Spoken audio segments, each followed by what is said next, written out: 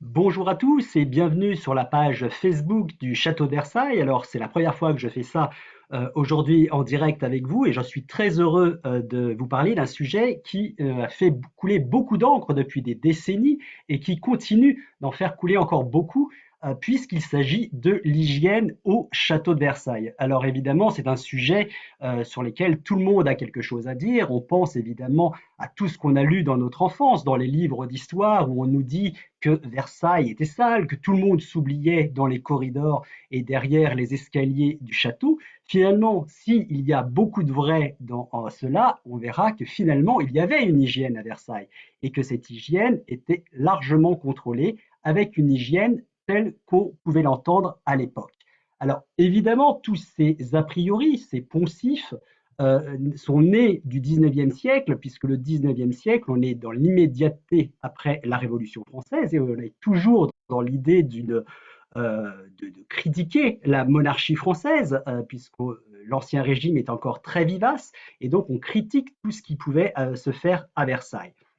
Et comme pour renforcer cette idée de manque d'hygiène, il faut rappeler évidemment les travaux qu'a fait Louis-Philippe à partir de son musée dédié à toutes les gloires de la France, à partir de 1837, et il a souhaité faire disparaître tous ces espaces de vie qui existaient bel et bien à Versailles, que ce soit évidemment les appartements, que ce soit les salles de bain ou encore les lieux d'aisance.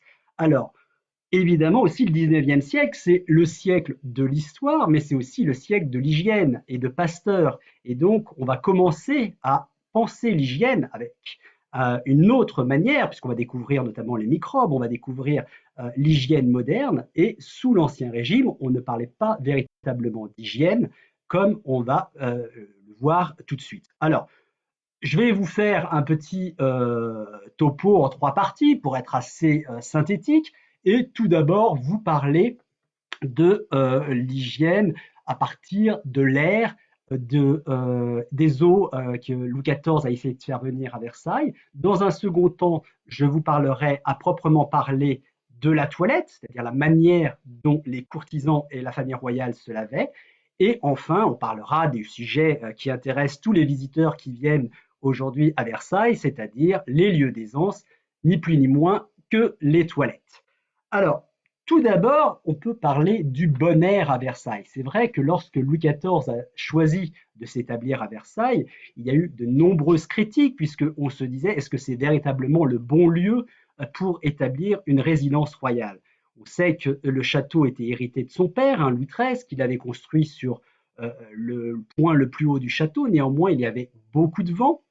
Et beaucoup de sources rappellent à l'envi que le château était véritablement construit sur des marais malsains. Or, les travaux de Jean-Claude Le Guillou ont prouvé depuis quelque temps que ces marais malsains avaient été asséchés depuis de nombreuses années et que Versailles vivait sur cette légende. Néanmoins, les courtisans de l'époque, que ce soit Madame de Sévigné, qui évoque notamment lors des travaux de Versailles cette charrette de mort qu'on envoie, qu'on voit passer le long du château, donne cette image véritablement d'un chantier morbide. Et effectivement, s'il y a des morts sur le chantier de Versailles, il n'y en a pas plus que sur les autres chantiers à la même époque, si ce n'est qu'évidemment c'est le plus grand chantier de l'époque et donc ça entraîne énormément de morts. Donc il y a cette idée qui traîne encore de mauvais air à Versailles. On le retrouve dans de nombreuses autres sources et puis finalement on voit que Louis XIV avait mis en place tout un système pour nettoyer le mauvais air, nettoyer les boues, ce qu'on appelait les boues. Donc on a les ancêtres des éboueurs, des boueux qui ont été mis en place à Versailles avec ces fameux quarteniers, c'est-à-dire ni plus ni moins que des gens qui étaient en charge des quartiers, qui devaient faire en sorte que toutes les boues soient nettoyées au fur et à mesure. Lorsqu'on lit d'autres sources, en revanche, alors qui sont peut-être un petit peu partiales, puisqu'il s'agit notamment de Madame de Maintenon, qui est l'épouse secrète, la seconde épouse secrète de Louis XIV, qui, elle, parle du bon air à Versailles. Alors évidemment, on ne sait si on lui doit lui accorder du crédit. Néanmoins, elle ne se plaignait pas de l'air versaillais, elle disait même que plutôt, c'était plutôt bénéfique pour sa santé. Alors, Dans cette question d'hygiène se pose surtout la question de l'eau, puisque Versailles, évidemment, n'est pas un endroit où l'eau arrive naturellement. Et Louis XIV, lorsqu'on sait son goût qu'il avait pour les jardins, pour les fontaines, il va se battre toute sa vie, ça va être son grand œuvre, pour essayer de faire venir à cheminer à Versailles de l'eau. Alors il va y avoir tous ces systèmes d'adduction d'eau qui vont être des systèmes d'adduction souterrains avec des étangs artificiels, mais dans un premier temps, au moment où Versailles n'est pas encore véritablement la résidence principale, il va faire en sorte, avec des bricolés, il va se faire un système de pompe, notamment avec un château d'eau qui est dans la rue des Réservoirs, puis il va alimenter de plus en plus les fontaines des jardins avec le grand canal, etc. Et finalement, on a tout ce système hydraulique qui va converger vers Versailles avec des aqueducs souterrains, des aqueducs aériens, dont la plus grande manifestation sera la machine de Marly, qui finalement ne marchera pas si bien que cela, puisqu'elle n'alimentera que les jardins de Marly. Et enfin, le grand œuvre, c'était véritablement la dérivation de la rivière d'Eure, dont le but était de faire venir l'eau de l'Eure jusqu'à Versailles. Ça aurait pu aboutir, mais comme la France rentre dans la guerre de la Ligue d'Augsbourg, ce chantier est annulé, ne se verra jamais la fin, alors qu'il ne manquait que quelques kilomètres pour relier l'Eure à Versailles. Et le plus grand témoignage, c'est cet aqueduc que nous avons à Maintenon. Alors cette eau, pourquoi je vous parle de cette eau? C'est que évidemment cette eau sert à alimenter les jardins, mais sert aussi pour les ablutions quotidiennes, comme on le verra par la suite. Et à côté de cette eau, alors qui n'était que pour les fontaines ou éventuellement se laver, il y avait également le problème des eaux bonnes à boire. Et les eaux bonnes à boire, c'est véritablement l'eau buvable, en fait, qui a besoin d'être pour les besoins vitaux.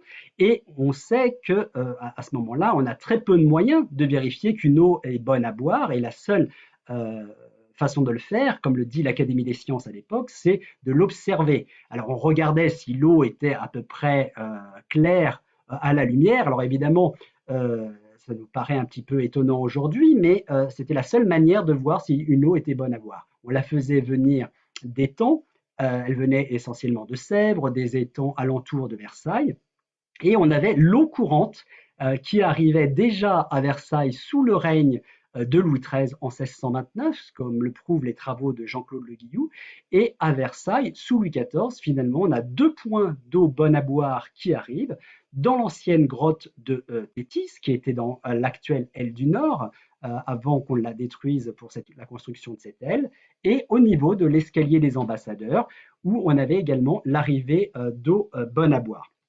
Louis XIV se préoccupait aussi de l'eau bonne à boire pour sa ville, puisqu'on avait une dizaine de fontaines qui étaient répertoriées dans la ville, avec donc de l'eau courante où les gens pouvaient aller s'approvisionner. Et la plus spectaculaire était celle qu'on appelait la place de la Fontaine, qui était une place octogonale, qui par la suite est devenue la place Dauphine et qui aujourd'hui est la place Hoche dans le quartier de Versailles, le quartier Notre-Dame de Versailles. Alors toutes ces eaux bonnes à boire, évidemment, sont extrêmement importantes puisqu'elles permettent évidemment les fonctions vitales. Alors, au-delà de ces eaux, il faut bien penser évidemment à la toilette, puisque c'est la question qui interroge véritablement tous les visiteurs et qui se demandent comment on se lavait à l'époque. Alors, à l'époque, on ne parlait pas véritablement d'hygiène, c'est un terme qui est bien plus postérieur. À l'époque, on parle, suivant les traités de civilité et de bienséance, plutôt de netteté. Et la netteté, on voit qu'elle est véritablement liée aux règles de la civilité et de la bienséance. On en a pour preuve tous ces traités qui fleurissent, que ce soit celui d'Antoine de Courtin, que ce soit de Nicolas Faret un petit peu auparavant, et tous ces traités de civilité qui fleurissent au XVIIe siècle, évoquent la netteté du corps et cela correspond véritablement en fait aux parties visibles du corps. Et on est dans le terme, en fait, on est dans la bienséance, c'est-à-dire que tout ce qui est extérieur doit être le plus net et le plus propre, c'est-à-dire le plus blanc possible. En cela, il faut avoir une peau blanche, il faut avoir des mains bien lavées, des dents bien blanches et surtout un linge extrêmement propre. C'est la raison pour laquelle le linge coûte probablement excessivement cher à l'époque et qu'on retrouve dans les nombreuses garde-robes des inventaires après décès de nombreuses chemises pour les hommes et de nombreux chemisiers pour les femmes. Ce sont vraiment des choses qui sont prisées dans les inventaires après décès, donc c'est quelque chose d'extrêmement important d'avoir un linge de coton très très blanc. Et donc, comme le précisent ces différents traités de civilité, il faut bien garder également d'avoir une haleine qui sente bon et de bien se laver les mains.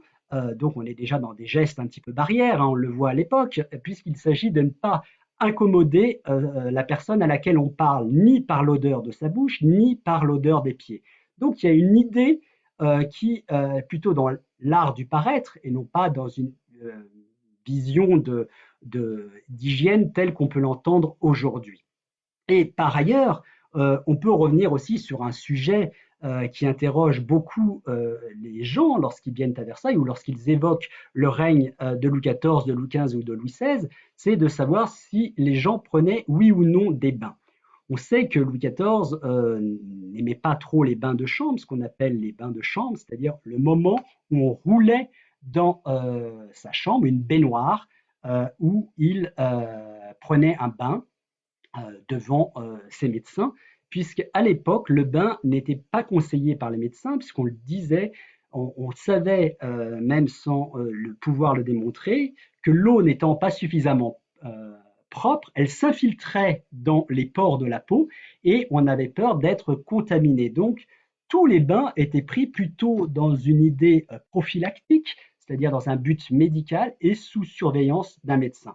Donc Louis XIV prenait que très rarement des bains de chambre. Néanmoins, lorsqu'on lit les mémorialistes et les chroniqueurs ou les diaristes au jour le jour du règne de Louis XIV, on a la preuve que Louis XIV n'a pas pris un seul bain dans sa vie, mais au contraire qu'il en a pris plusieurs, même si ce n'était pas un bain quotidien ni un bain mensuel. Mais c'est quelqu'un qui aimait extrêmement bien se baigner dans la rivière, par exemple, mais ne prenait pas des bains tels qu'on peut les entendre aujourd'hui. Ce n'est qu'au XVIIIe siècle, véritablement, que vont naître ces salles de bain spécifiques, des pièces spécifiques, alors qu'auparavant, on roulait la baignoire, on apportait la baignoire dans la chambre royale, alors qu'au XVIIIe siècle, comme on peut le voir encore aujourd'hui au château de Versailles, il existait des endroits spécifiques pour les baignoires et il y avait avec des systèmes d'arrivée eau chaude, eau froide, par un système assez simple, hein, gravitationnel, puisque au-dessus de la pièce des bains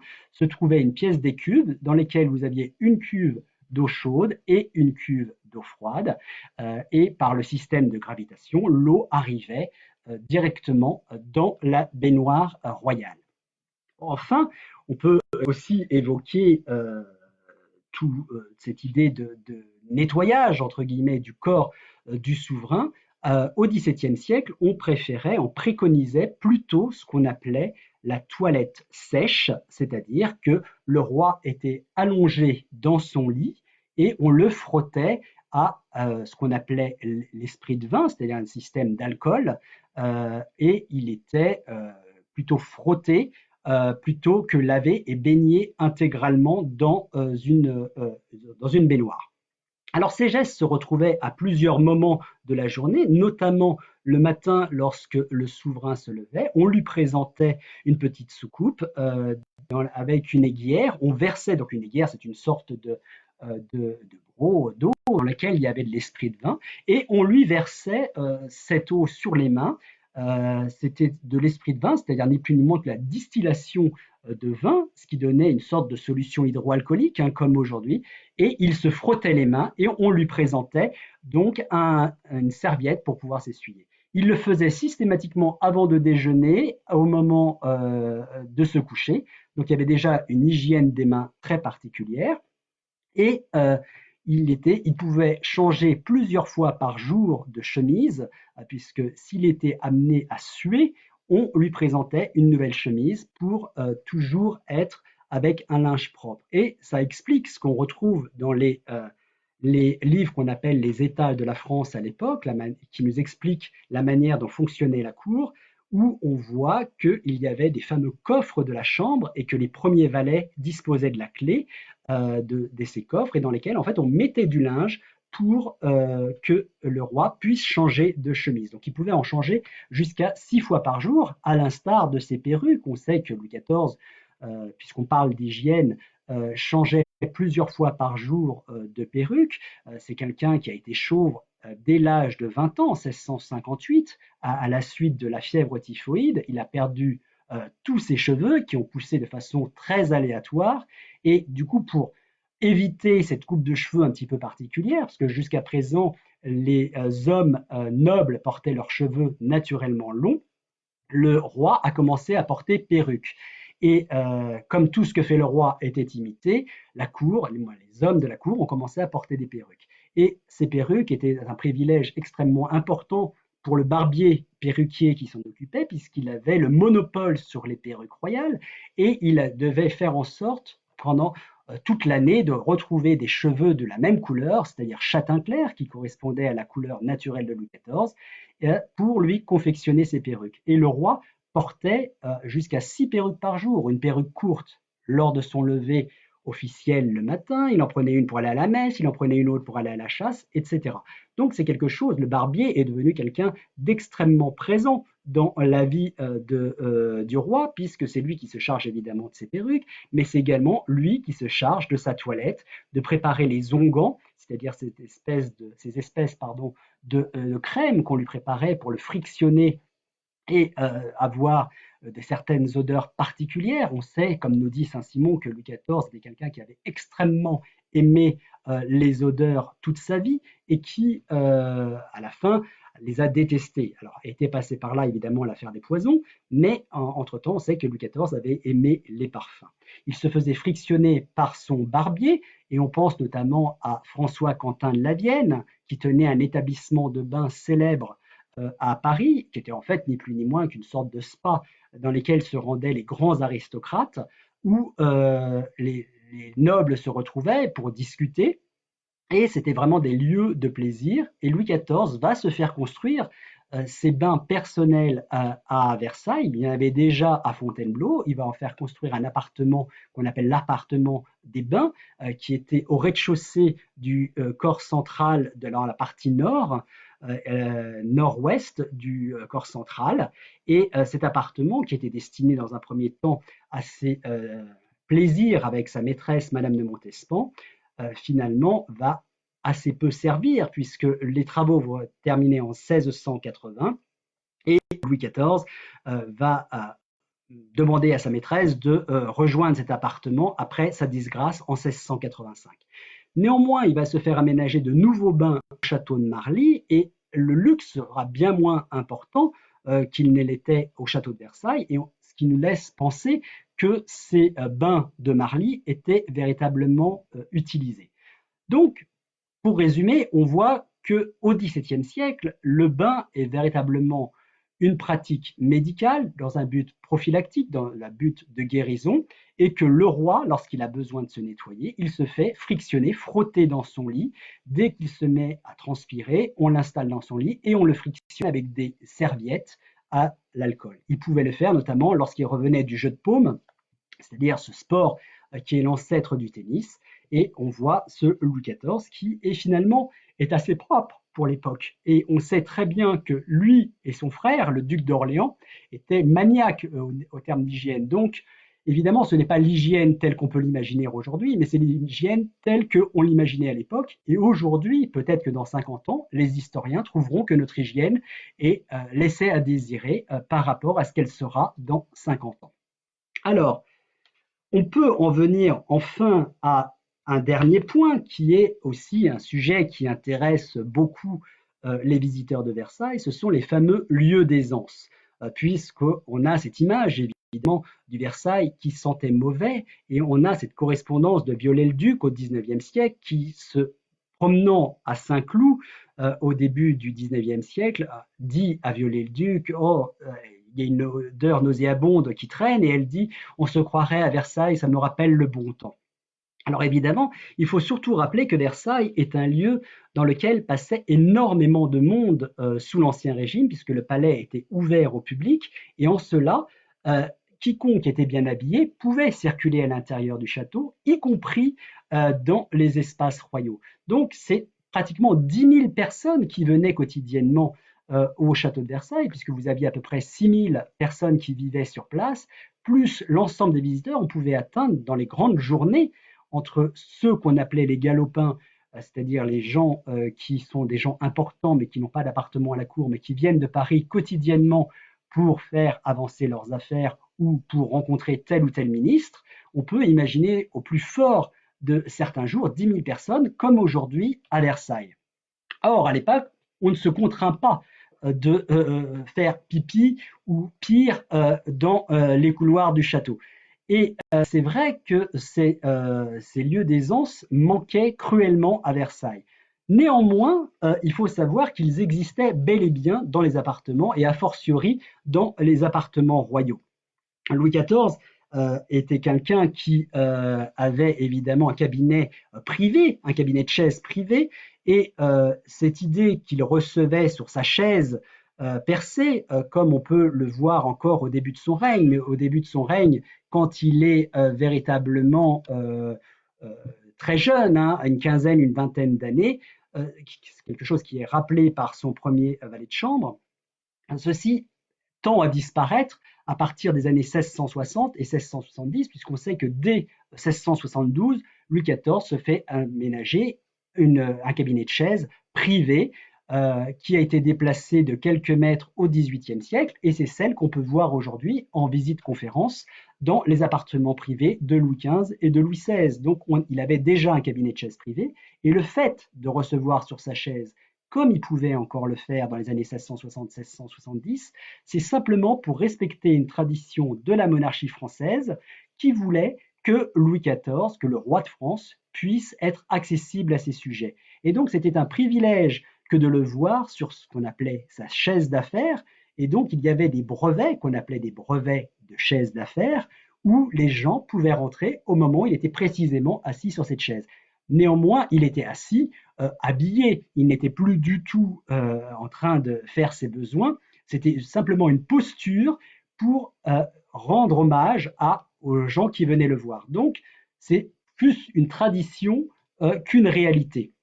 Et ces chaises d'affaires, Louis XIV y était très attaché. On le voit notamment dans les ordres qu'il donne à son premier architecte, Jules Ardois-Mansart, lorsqu'il s'agit d'aménager la chaise d'affaires de Madame de Maintenon à Trianon, où on a une correspondance où on voit que Louis XIV était véritablement ce roi du détail de tout, comme il l'écrit dans sa correspondance avec Colbert, où il s'intéresse aux motifs qui doivent agrémenter la chaise d'affaires de Madame de Maintenon. Alors évidemment, ça, on parle de la famille royale, mais pour les courtisans, il faut dire qu'il y avait également, chacun dans les appartements disposait pour les appartements des courtisans lambda, c'est-à-dire non pas les serviteurs, non pas les valets de chambre, non pas les huissiers, non pas les porte-manteaux, etc., mais quels que soient les serviteurs du château, disposaient généralement d'un appartement qui avait 3 ou 4 pièces, et parmi ces pièces, il y avait ce qu'on appelait la garde-robe, c'est-à-dire une pièce pour serrer ses habits, mais également une pièce pour entreposer la chaise percée. Alors, tous les appartements disposaient de chaises percées. On a des inventaires d'appartements, que ce soit par les inventaires après décès ou par les grands inventaires des meubles de Versailles. On a ces chaises qui sont répertoriées. Et donc, il n'était pas question, évidemment, pour les habitants, les logeants de Versailles, c'est-à-dire à peu près 7000 personnes sous le règne de Louis XIV, à la fin du règne de Louis XIV, de déféquer, excusez-moi l'expression, dans les couloirs de Versailles.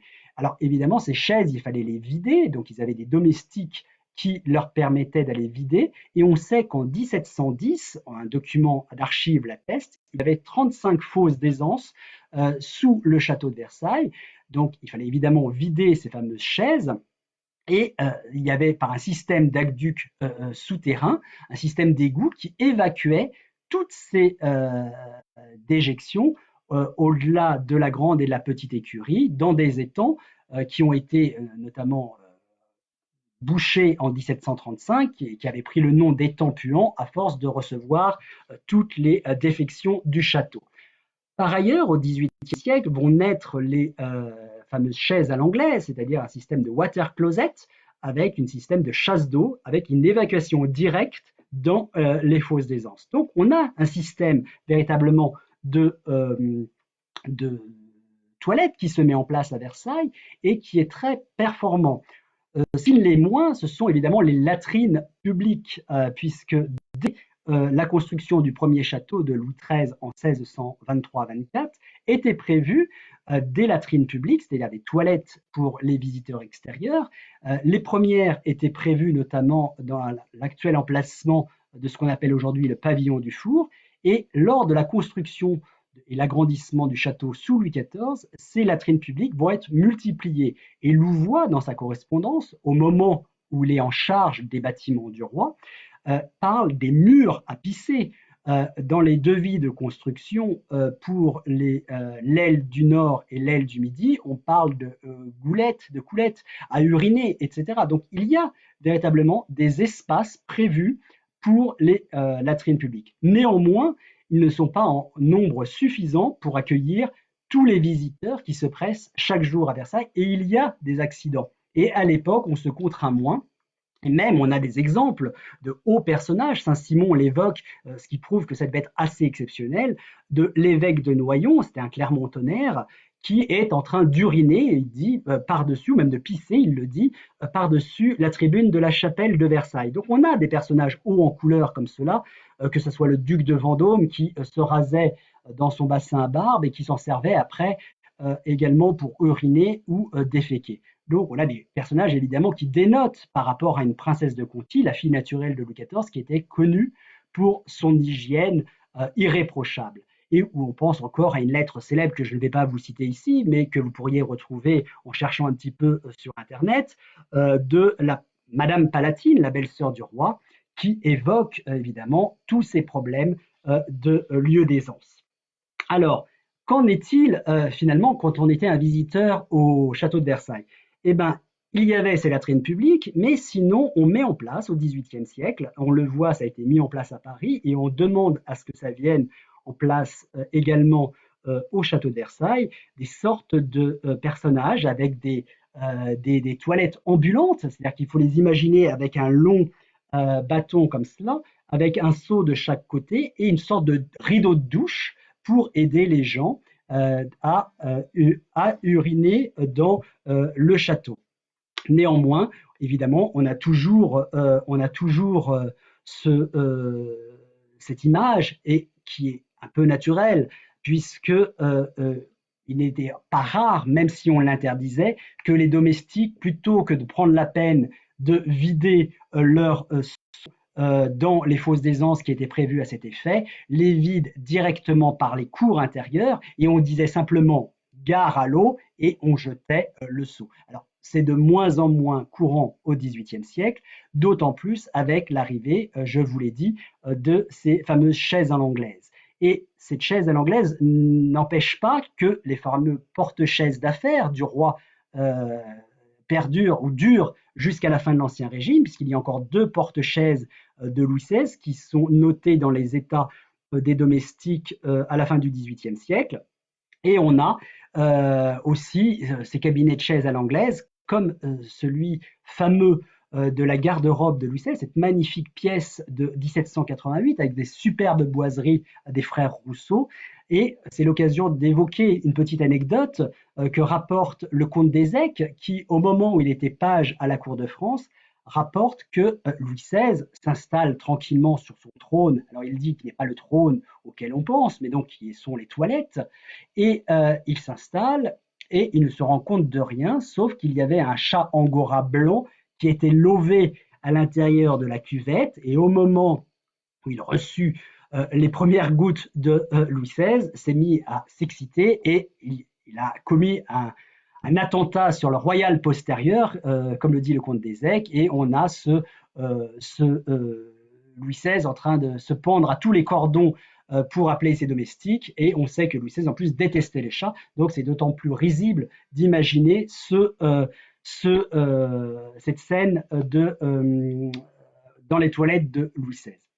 Alors, Évidemment, j'ai évoqué ici quelques éléments, mais simplement pour dire qu'évidemment, on ne peut pas regarder le XVIIe et le XVIIIe siècle avec nos yeux du XXIe siècle, et que l'hygiène existait bel et bien au château de Versailles, que tous les logeants, c'est-à-dire les personnes qui habitaient à Versailles, avaient des toilettes, disposaient de lieux pour leur cabinet de toilette. D'ailleurs, je n'ai pas expliqué ce que voulait dire initialement la toilette. La toilette, c'était ni plus ni moins qu'une toile, une petite toile, d'où le terme de toilette, sur lequel on mettait tous les flashs, les flasques, les petits accessoires nécessaires à la toilette. Et on voit qu'il existait une toilette. Par ailleurs, il y avait des lieux d'aisance, que ce soit dans les appartements ou destinés aux visiteurs, mais évidemment, on ne pouvait pas éviter les accidents. Donc, une hygiène, et on voit aussi que c'est ça à Versailles, que c'est une hygiène qui a déjà existé au XVIIe et XVIIIe siècle. Alors, j'espère, avec cette petite conférence rapide, vous avoir détourné de l'idée qu'il n'y avait pas d'hygiène à Versailles. Et si vous voulez en savoir plus, je crois qu'en commentaire va être mis un reportage, un documentaire qui avait été fait sur Versailles, le propre et le sale, où vous pourrez en apprendre plus et au-delà même de Versailles. Et je vous dis à bientôt, peut-être sur la page Facebook du Château de Versailles. Et je vous remercie beaucoup pour votre attention. À bientôt.